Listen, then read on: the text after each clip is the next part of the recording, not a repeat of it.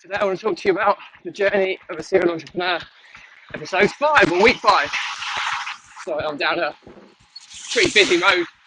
There's some big old Arctic lorries powering past me, giving me a load of pollution on my mouth. That's not the nicest thing to breathe in on a Monday morning.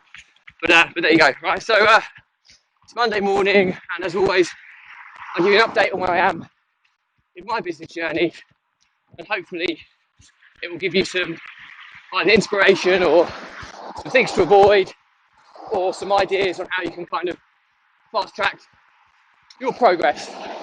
And this week's been interesting. I mean, I think I'm trying to follow a 12-week year plan, which I talk about quite a lot of my videos, something I massively believe in. But I talked about aiming to get 80% of your weekly actions nailed. I think I made about 67% for the last week, so not great. But then I scrutinised it a bit more, thinking this is terrible. I should be doing much better than this.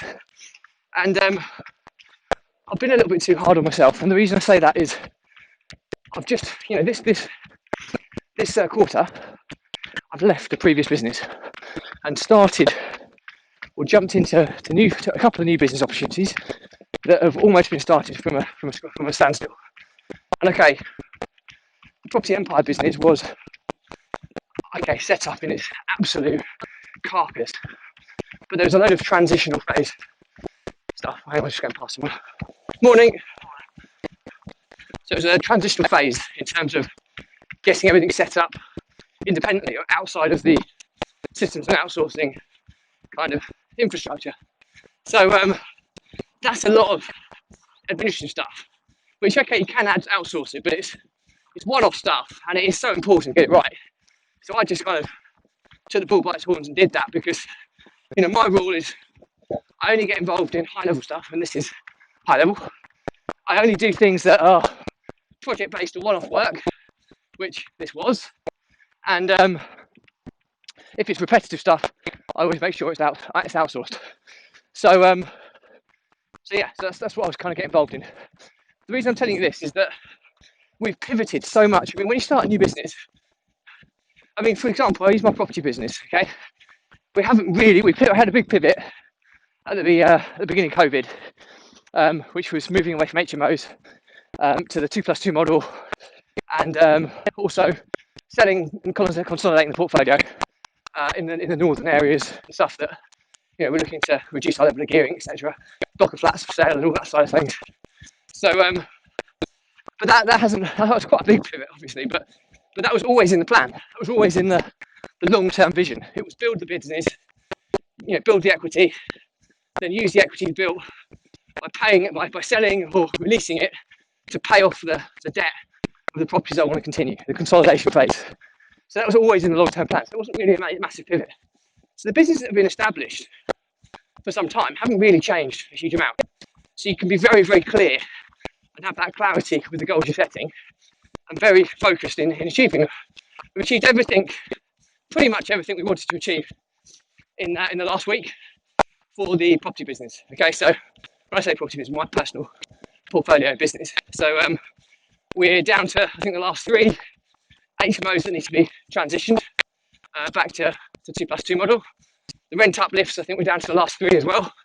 So, which is really good. It's just the sticky ones at the end, which are a little bit more kind of problematic, that we have to kind of project manage through to getting done. So we'll probably, if we get one done a week, it'll be amazing. Whereas when we first started, we were getting 5, 6 done a week. So this is standard. We expected this. Council tax liabilities, we've got 3 remaining. So we're transitioning those across in the name of the tenants as we come away from HMOs.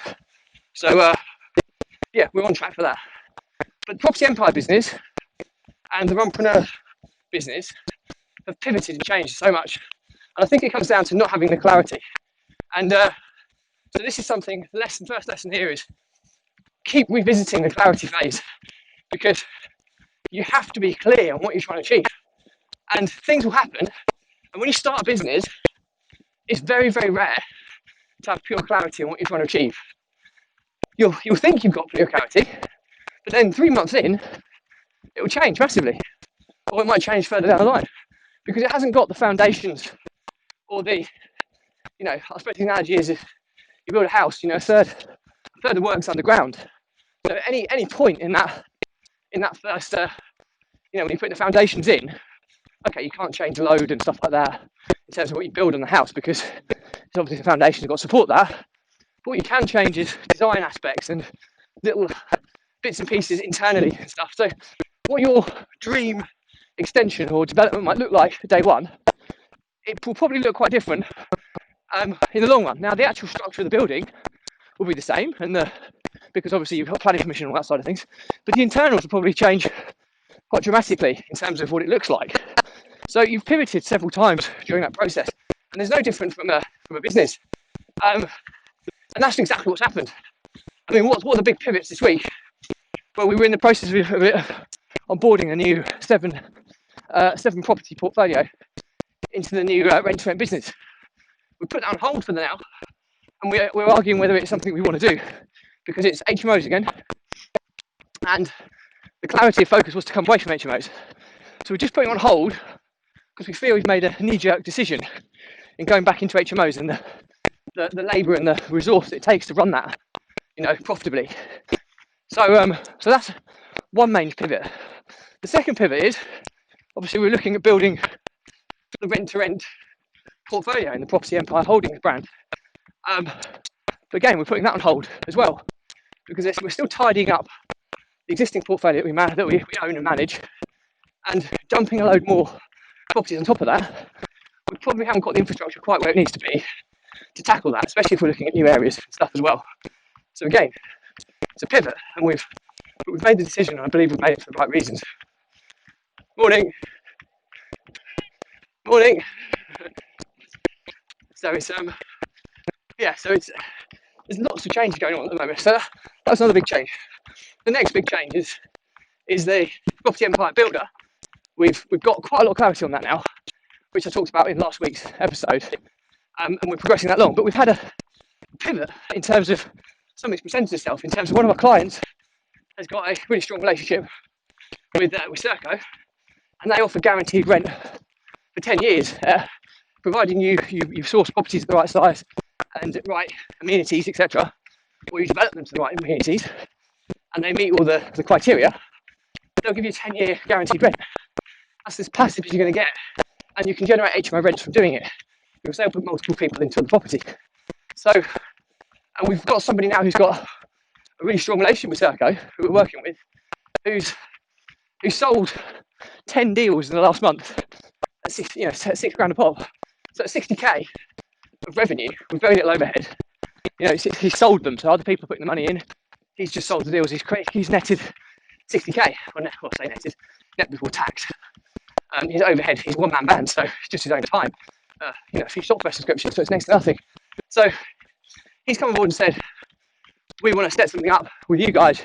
You've got the network, infrastructure, you've got the outsourcing capability to scale this, because we've probably only got a couple of years before Serco will realign what they want to do. So we need to get in now. So that's kind of pulled us in a direction where this has to be given the attention it deserves, because it's almost like an independent business in its own right. And again, as we always know, if you don't give a business the focus it needs, 95% of them fail. So a business doesn't get the focus it needs is even more likely to fail. So I've got a meeting this afternoon to kind of thrash out the basics of the business plan, what we're trying to do, and map out the 12-week year. So what the three of us are involved, myself, Jack, and the new partner, in terms of how it's going to work. So that's pulled me off guard from some of the other stuff I'm doing, but that's really exciting. So many things have changed in the past week, but the other thing that's changed is the restaurant. We've got the green light now on the temporary permission to run it for 12 months as a restaurant. I'm super nervous about this because of the restaurant industry, but again, the famous Walt Disney quote was, observe the masses, do the opposite. People pulling away from this, maybe this is the right time to take it on. And like I said, I've always got the contingency of the accommodation and the development opportunity above it, so it'd be a lease option, so wouldn't have to buy it. But I think and the risk is very low. I mean, there is a little bit of investment that's needed, but we're looking at possibly with the forecast we're putting in getting our return back in between 2 and 3 months of what we invested in. Now, okay, let's look at worst case. It might be 6 months. But we've got somebody who's one of the partners who's he's come from the restaurant background, hospitality background. He's done it like most of his life. Morning. So I think we've got the expertise there, and we're still doing the due diligence on this side of things, but it's looking like a real positive. So again, that's the thread on the span of the works. We then have to make sure the resource is there to give that opportunity the focus it needs to make it successful. I also started the profit process program with Josh Keegan, so I respect very highly, and I'm really excited to make sure that I'm set up from a financial perspective completely correctly from day one, and I get the buy-in from everybody involved, and it's a culture that we're instilling in the business. I've always managed to generate profits in the past. I've always managed to make pretty significant losses in the past as well, but the one thing that remains consistent is, although I've always felt I've been top of the numbers, the team certainly haven't, and I've been structured and set up with some inefficiencies in place. So there's stuff that I'm missing because of the inaccuracy of the data that I've set up, and that's purely because I'm not a chartered accountant. I've set things up that I believe work for me, but it's time to bring in the experts and revamp how I scrutinise my financial reports on a monthly basis. So we're doing that at this moment in time. One of the team members who's my longest standing team member who's going to leave may be looking to stay. So there's another pivot there. But we have to move her into a new role where she can fulfill her passion more rather than the boredom and the unfulfillment that the current role is giving her. So the transitional phase of that is going to be bringing somebody else in to do her job, morning, and train them up, give them the support they need. You know, it's a lot of work involved in that, but obviously we've got to map that out into when it's going to happen over the next 6 weeks left of this quarter. So there's so many things that are changing, but what I'm finding is the clarity is getting there. I'm a lot more clear with Runpreneur. My following's up to about 11,800 Runpreneur, which is great, and it's going stronger and stronger. I've started my 30-day challenge on Instagram to get to 1,000 followers. I've gone from about 90 to 260 in a week, so it's pretty good growth, and hopefully I can continue that going. It's starting to build traction there. Like I say, I talked about my plan for the Runpreneur business and how I'm gonna grow it in the different phases, and that ultimately the goal is to create a kind of different type of social media agency whereby I can give people the facility to repurpose content and optimize it, expand their reach, very, very systematically using the systems that I've built. So the ability for somebody to drop a piece of content into a shared folder, my team of VAs and experts, graphic designers, video editors, pull it around, repurpose it into multiple different formats, put it out on all the platforms multiple times, and optimize the postings to accelerate the reach. So that's really exciting. Morning. So that's really exciting, and that'll be a subscription-based business that I build, but that's probably going to be back in the year before it's available, once I've tested it and made sure it's foolproof before I release it to the market. So really excited on that. And then the upsell is going to be, they'll be coaching with me. It's just happened from people inquiring, more people needing my help, direct messaging and stuff I'm getting from my blog now. There's a demand for me to come back into the coaching world. However, I'm going to do it in a different way where it doesn't take up my time. Where I'm going to do the high level coaching, they're going to be retreat based, week-long expeditions all over the world with people that are going to come with me to run the most amazing places in the world and network and have a fully intensive week-long on revamping their business plan, putting a proper plan in place for them to grow. And the ones that want to do it for longer than that, there'll be the option to do it on 4 separate retreats, which I'll be running every year, and we'll be doing 12-week year goal planning and being held accountable to make sure they achieve their goals over the course of the year. Morning. So, kind of got clarity in my Runpreneur brand, the Property Empire build-up brand. As I say, we're doing free training into our Facebook group. We'll be capturing the email addresses for that, building a list. We then do our 14-day challenge to learn everything you need to get your first deal. which is a low ticket item. And then our subscription academy, which is weekly webinars and a full suite of really in depth, maybe a 52-week kind of program, helping people learn all the different low money down strategies and what they can do to grow their business with low money down. And our target demographic is kind of 30 and below. We will work with older people, obviously, but there's a real hungry demographic there that see the opportunity down the funds, and they're the people that my business partner Jack Wicks appeals to. So it makes sense for us to focus on that market. Not many people are focusing on that market, so they don't believe they've got enough money. My argument is they've got the hunger. Morning. They've got the hunger. They'll find a way, and that's really, really key. I think hunger can often be more important.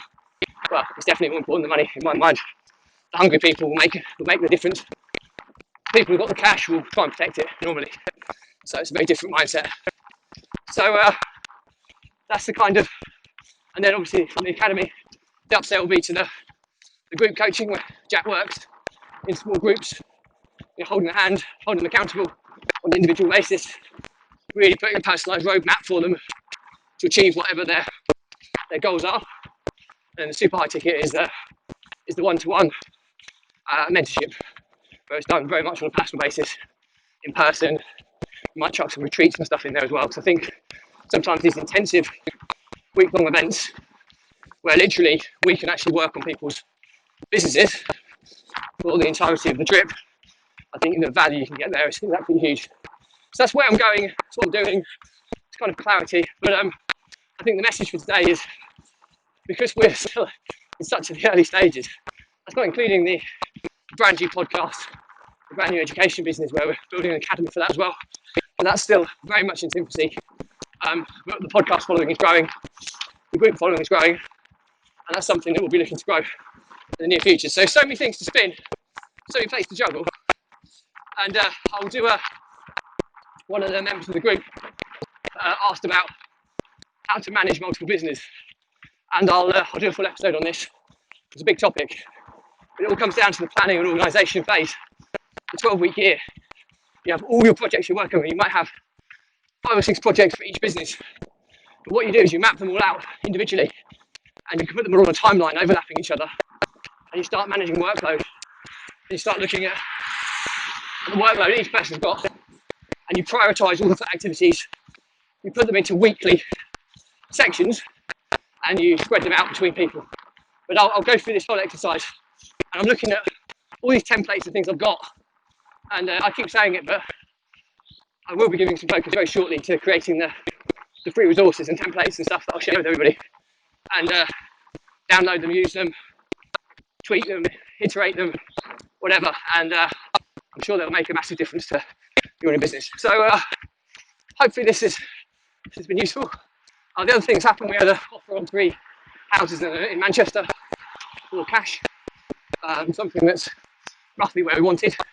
So interestingly, the property market is moving a little bit quicker than we perhaps thought, and we'll be looking to possibly accept that offer as well. So that's positive news as well. So I'll keep you updated as always.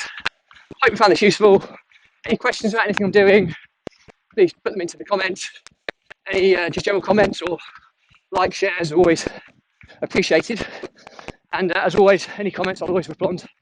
And anything that's more topic based, I'll do a specific episode just for you and tag you in. So hope it's been useful. As always, stay positive, stay happy. I'll see you on the next episode.